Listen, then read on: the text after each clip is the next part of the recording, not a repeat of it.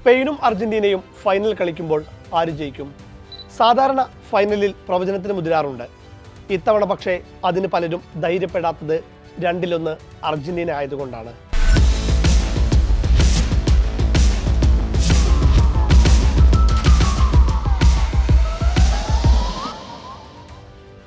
രണ്ട് ടീമുകളുടെയും പ്രത്യേകതകൾ നമുക്ക് പരിശോധിക്കാം. അർജന്റീന നോക്കൌട്ട് മുതൽ ജയിച്ചു വരുന്നത് താരങ്ങളുടെ ചില ഇൻഡിവിജ്വൽ പ്രകടനം കൊണ്ടുകൂടിയാണ്. ലയണൽ മെസ്സിയിൽ കേന്ദ്രീകരിച്ചാണ് അത് നടക്കുന്നത്. മറുവശത്ത് സ്പെയിൻ്റേതൊരു പ്രോപ്പർ സിസ്റ്റമാണ്. ടിക്കി ടാക്ക ലൂയിസ് ഡെലഫ്യൂവിൻ്റെ കീഴിൽ ഒന്ന് പരിഷ്കരിച്ച് ടിക്കി ടാക്ക 2.0 എന്ന് വേണമെങ്കിൽ നമുക്ക് വിശേഷിപ്പിക്കാം. അർജന്റീന ഒരു മൊമെന്റം പിടിച്ച് മുന്നേറുമ്പോൾ സ്പെയിൻ 90 മിനിറ്റും ഒരുപോലെ വർക്ക് ചെയ്യുന്ന ഫാക്ടറിയാണ്. അർജന്റീനയിലേക്ക് വരാം. ആദ്യം ഇംഗ്ലണ്ടിനെതിരായ സെമി ഫൈനൽ പതിവില്ലാതെ 4-4-2 ശൈലിയിലാണ് അർജന്റീന തുടങ്ങിയത്. ബെല്ലിംഗാമിനെയും ഹാരി കെയ്നെയും പോലെയുള്ള ക്ലിനിക്കൽ ഫിനിഷർമാരെ മുന്നിൽ കണ്ട് സ്കലോണി അല്പം പ്രതിരോധത്തിലൂന്നിയാണ് തയ്യാറെടുത്തത്. റോഡ്രിഗോ ഡീപോളിന് പകരം സിമിയോണിയെയാണ് കളത്തിലിറക്കുകയും ചെയ്തത്. മിഡിലും ഹാഫ് സ്പേസിലും ഇംഗ്ലണ്ടിന് ഒരു പരിധിക്കപ്പുറം ഇടം നൽകാതെയും വേണ്ടി വന്നപ്പോഴൊക്കെ കടുത്ത ടാക്കിളുകൾ ചെയ്തും അർജന്റീന നയം വ്യക്തമാക്കി. കടുപ്പക്കാരായ എതിരാളികൾക്കെതിരെ ഫുട്ബോളിന്റെ സൗന്ദര്യത്തിൽ വിശ്വസിക്കാതെ ഇത്തരം ടാക്ടിക്കൽ ഫൗളുകൾ ഇതാദ്യമായല്ലോ സ്കലോണി വിന്യസിക്കുന്നത്. Goalkeeper Pickford long diagonal ball നൽകി അതിനെ മറികടക്കാൻ നോക്കി. സ്പെൻസും ബെല്ലിംഗാമും ഗോർഡനുമായിരുന്നു ആ പന്ത് സ്വീകരിച്ച് കളിക്കേണ്ടവർ.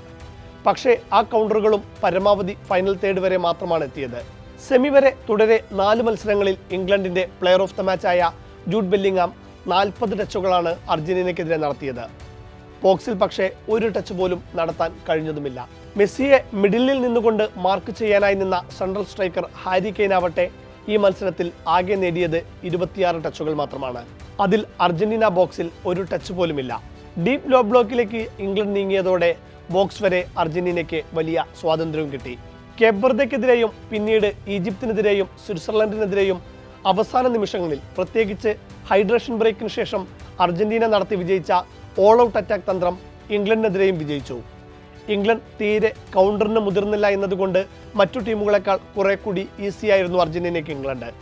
അതിൽ തന്നെ സ്കലോണി നടത്തിയ ചില ടാക്ടിക്കൽ തന്ത്രം കൂടി എടുത്തു പറയണം. സിമിയോണിക്ക് പകരം ഡീപോളും പരഡസിന് പകരം നിക്കോ ഗോൺസാലസും വന്നതോടെ ആക്രമണം കനത്തു. ലെഫ്റ്റ് വിംഗ് ബാക്ക് ടാഗ്ലിയോഫിക്കോയ്ക്ക് പകരം ലൗതാരോ മാർട്ടിനസ് വന്നതോടെ വിജയഗോളും പിറന്നു.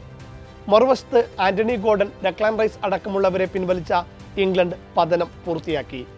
സിംപ്ലി തുഷേലിന്റെ മണ്ടത്തരത്തെ സ്കലോണി ഫലപ്രദമായി വിനിയോഗിച്ചു എന്ന് പറയേണ്ടി വരും.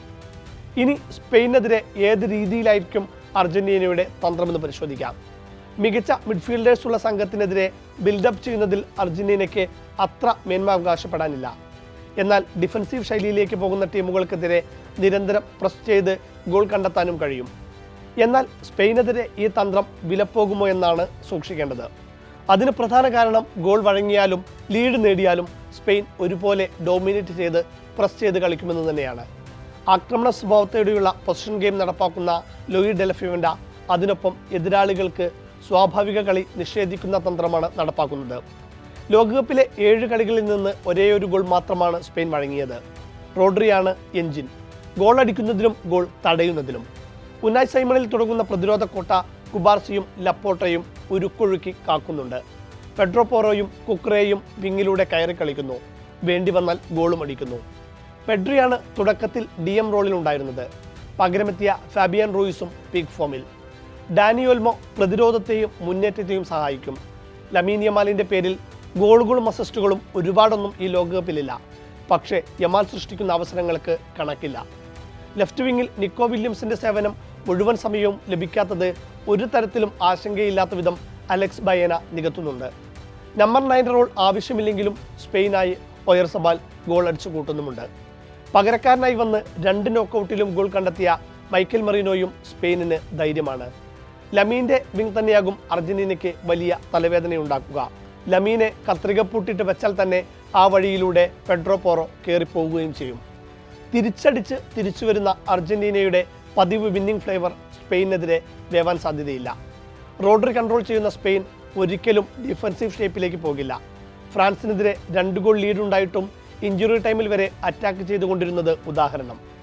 എന്നാൽ അപ്പോഴും തന്ത്രങ്ങളുടെ ആശാനായ സ്കലോണി ഫൈനലിൽ എന്തെങ്കിലും കരുതി വയ്ക്കുമെന്നാണ് ആരാധകരുടെ പ്രതീക്ഷ.